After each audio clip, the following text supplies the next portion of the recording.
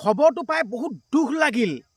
জুবিন গাৰ্গৰ কন্যা কাজলীক জুবিন গাৰ্গে এডপ্ট কৰি লৈছিল, তুলি লৈছিল। আপোনালোকে সকলোৱে গমেই পায়। তো এই খবৰটো এতিয়া ছ'চিয়েল মিডিয়াত বিয়পি পৰিছে।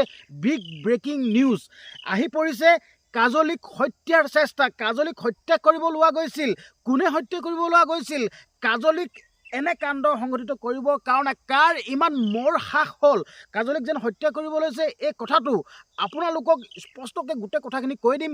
এতিয়া গোটেই নিউজতো গোটেই বাজি আছে যেন কাজলীক হত্যাৰ চেষ্টা। এই কথাটো ছ'চিয়েল মিডিয়াত এতিয়া গোটেই একদম তোলপাৰ লাগি আছে। তো মোৰ ফালৰ পৰা, মোৰ চেনেলৰ মাধ্যমৰ যোগেদি আপোনালোকক এই কথাখিনি ক'ব বিচাৰিছোঁ যেন কাজলীক হত্যাৰ চেষ্টা।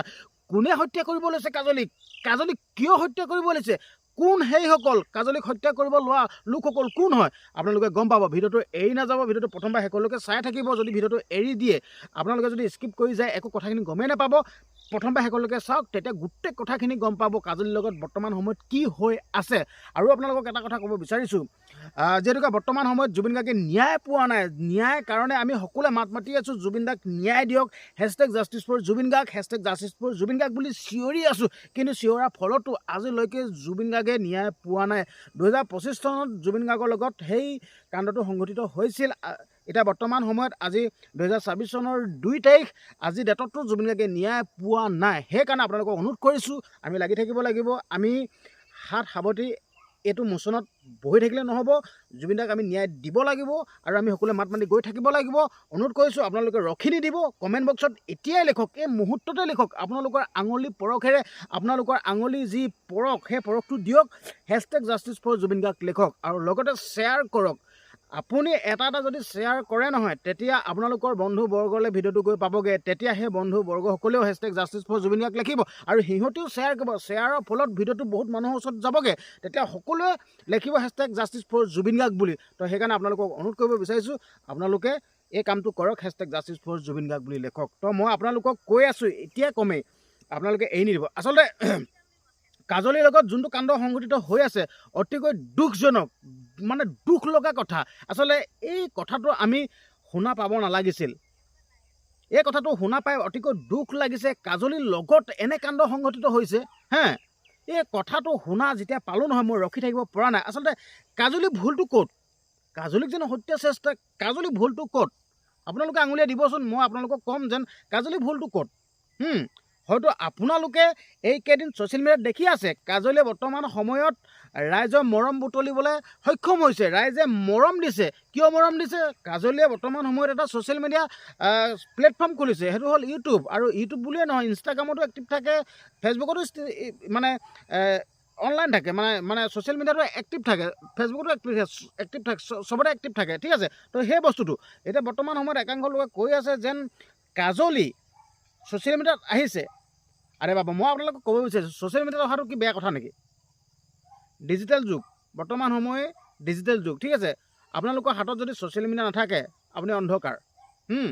আপোনাৰ হাতত যদি ছ'চিয়েল মিডিয়া নাথাকে, আপুনি বৰ্তমান সময়ত চলিব নোৱাৰিব। যিকোনো নহওক কিয়, প্ৰত্যেকটো মুহূৰ্ততে ছ'চিয়েল মিডিয়া লাগিবই, বা ডিজিটেলি যোনখিনি কাম, সেই ডিজিটেলি কামখিনি কৰিব লাগিবই। তো সেইকাৰণে ক'ব বিচাৰিছোঁ,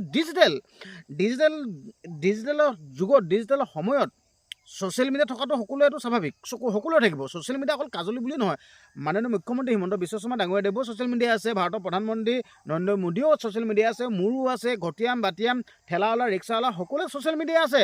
ঠিক তেনেদৰে কাজলীবুকো আছে। এইটো কাজলীবুক থাকিবই, থকাটো কি ডাঙৰ কথা। তো এতিয়া কথা হ'ল, মই আপোনালোকক ইমান পৰে কৈ থাকিলোঁ যেন, ষ্টাৰ্টিঙতো কৈছিলোঁ যেন জুবিন গাৰ্গৰ কন্যা, যি তুলনীয়া সন্তান কাজলীক হত্যাৰ চেষ্টা। আৰে বাবা, হত্যাৰ চেষ্টাই কৰা হৈছেতো। মই গোটেই সেই কথাখিনি কৈ আছোঁ।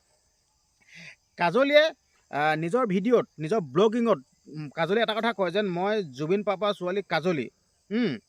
সেনেকৈ প্ৰথম ষ্টাৰ্টিংটো কয়, মই জুবিন পাপা ছোৱালী কাজলী, মই এতিয়া আপোনালোকক আমুক দেখাম তামুক দেখাম, এনে কথাখিনি কয়। তো এতিয়া একাংশ লোক, এচাম লোক এতিয়া এইটো হজম হোৱা নাই, এইটো সহ্য হোৱা নাই যেন জুবিনৰ নামটো কিয় ব্যৱহাৰ কৰিবি? জুবিনৰ নামটো লৈ তই টিআৰপি ল'ব বিচাৰিছ নেকি? জুবিনৰ নামটো লৈ তই জুবিনৰ নামটো ব্যৱহাৰ কৰি তই ছ'চিয়েল মিডিয়াত তই আগবাঢ়ি যাব বিচাৰিছ নেকি? এই গোটেই এনেকুৱা কথাখিনি কৈ আছে। মই আপোনালোকক স্পষ্টকৈ কৈ দিব বিচাৰিছোঁ, জুবিন গাৰ্গে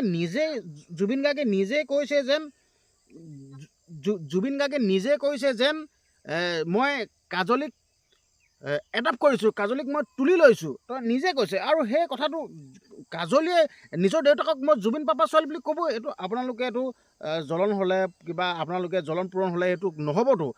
জুবিন গাৰ্গে নিজে মোক কৈ থৈ গৈছে যেন মই কাজলীক এডপ্ট কৰিছোঁ, কাজলী মোৰ ছোৱালী হয়। ঠিক তেনেদৰে সেইকাৰণে কাজলীও কৈছে যেন মই জুবিন পাপা ছোৱালী। তো এই বস্তুটো আচলতে মই ক'ব বিচাৰিছোঁ, জুবিন পাপা ছোৱালী বুলি কয় যেন আপোনালোকক সুধি ল'ব লাগিব নেকি, আপোনালোকৰ পাৰ্মিশ্যন ল'ব লাগিব নেকি?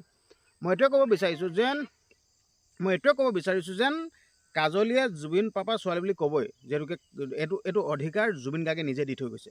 তো এতিয়া আপোনালোকে এই কথাখিনি কৈ এনেদৰে গোটেই কাজলীক এতিয়া মানসিকভাৱে আপোনালোকে গোটেই ভাঙি পেলাইছে, গোটেই ট্ৰল কৰি আছে। আৰু এই বস্তুটো বন্ধ কৰক, ঠিক আছে? এইটো বন্ধ কৰক। আপোনালোকে ট্ৰল কৰা আপোনালোকৰ অধিকাৰ নাই। এইটো আপোনালোকে ট্ৰল এইবিলাক কৰি নাথাকিব। কাজলীয়ে ভিডিঅ' প্ৰস্তুত কৰি থাকিব দিয়ক, এখন যিটিখন কৰি নাথাকিব। এইটো ক'লোঁ। বাকী ভিডিঅ'টো ইমানখিনি আছিল।